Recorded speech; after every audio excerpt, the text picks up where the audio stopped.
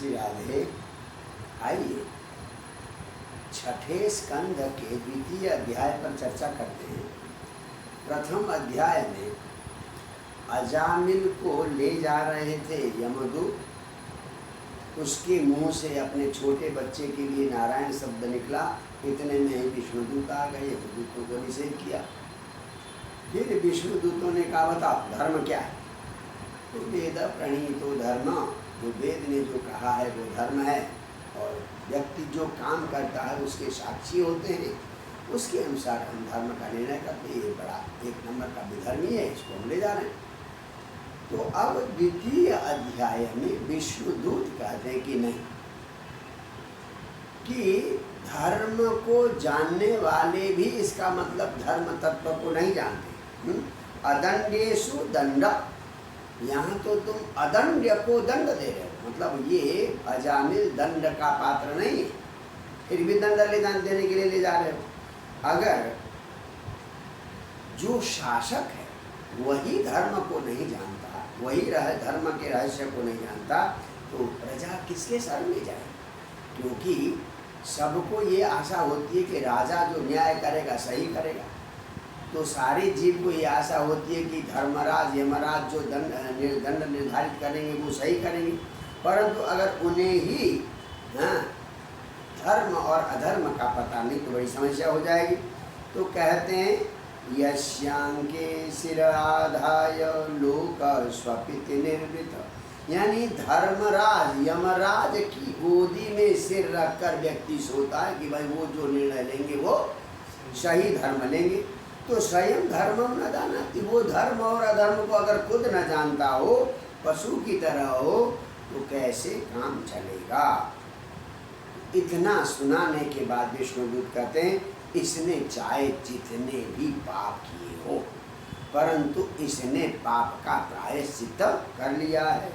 अयम ही कृत निर्वेशो जन्म कोट्यं हसामसि, ये जन्म की छोड़ो बात, करोड़ों जन्म में भी इसने अगर पाप किया हो तो इसने प्रायश्चित कर लिया है। बोले कैसे प्रायश्चित कर लिया? तो मृत्यु के पास, मृत्यु के नजदीक नारायण शब्द का उच्चारण कर लिया। तो केवल नारायण शब्द का उच्चारण करते ही करोड़ों जन्म के पाप का प्रायश्चित इसका हो गया। गजब की बात करते हैं। स्तेन सुरापो मित्रद्रुक ब्रह्मा गुरुतल्पक, कोई चोर हो, शराब पीने वाला हो, मित्र से द्रोह करने वाला हो, ब्राह्मण का हत्यारा हो, गुरु पत्नी के साथ गलत संबंध रखने वाला हो, श्री राज पत्नी को, राजा को, पिता को, गाय को मारने वाला हो, ऐसे पापी भी विष्णु का नाम लेते ही पवित्र हो जाते हैं। हाँ, नारायण का नाम लेते ही उनका सारा प्रायश्चित हो जाता है। इस प्रकार से कहा, तो इसलिए अब इसे तुम ले नहीं जा सकते हो, इसने प्रायश्चित कर लिया।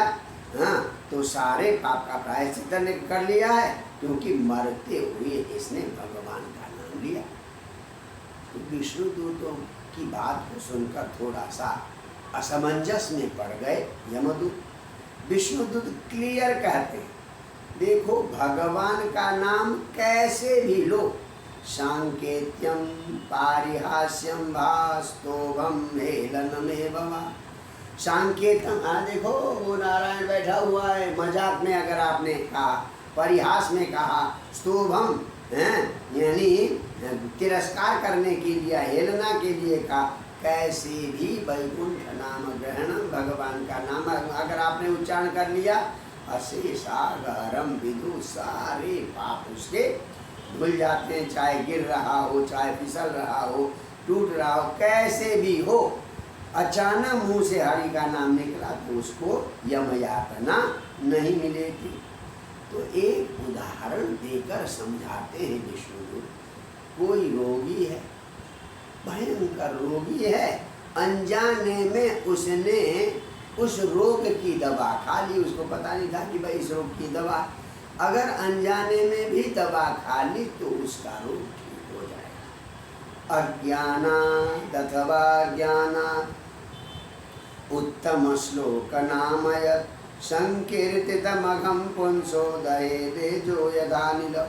कहते जैसे जानकर या अनजान लकड़ी में अगर आग लग गई तो वो सारा जलाकर भस्म कर देगी। हाँ, शायद बच्चे ने आग लगाई हो, उसको पता न होगी अग्नि जलाती है, तो जानकर लगाया हो अनजाने में लगाओ, अग्नि का काम जलाना है। भगवान के नाम का काम है पापों को जलाकर भस्म करना, वो भस्म कर देता। बोले जैसे यथा गदम वीर्यतम, बढ़िया कोई औषधि है एकदम बढ़िया और उपयुक्तम यदृच्छ, अनजाने में वैसे मुंह में डाल लिया, परंतु अजानता भी अनजाने में डाल लिया, फिर भी वो औषध अपना काम करेगा। तो उसी प्रकार से अनजाने में भी भगवान का नाम लिया तो वो काम करेगा, ऐसा कहा देवदूतों ने। तो इस प्रकार से उसको मुक्ति, उसको यमराज से छुड़ा लिया। और अब उसके बाद कुछ विष्णु दूतों से कुछ बात करना चाहता था। कौन? अजामिल।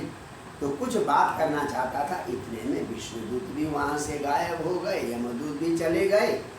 अब वो सोचने लगा अजामिल, ओहो मैंने कितना दुराचार किया है। उसे अपने कर्मों पर पश्चाताप होने लगा। किसे? अजामिल को।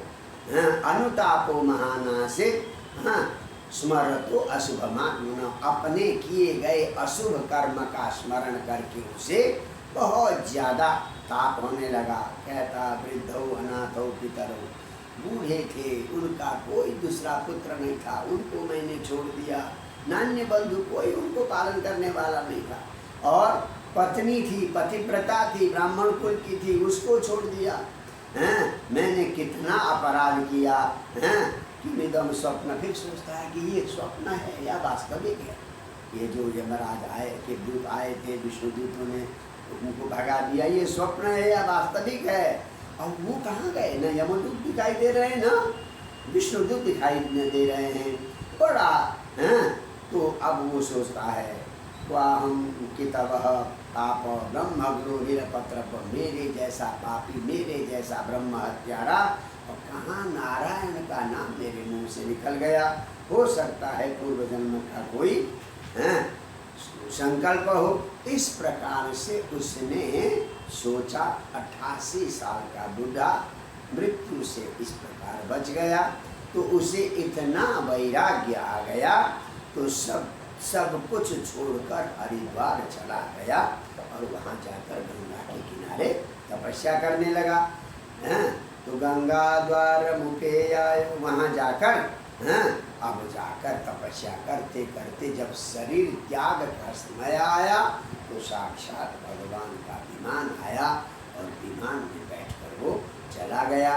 तो इस प्रकार से यानी एक बार भगवान का नामोच्चारण से यमदूतों से बच गया, फिर उसे वैराग्य हुआ, फिर हरिद्वार में जाकर तपस्या की और भगवत प्राप्ति हो गई। तो ये अजामिल की ये कहानी है।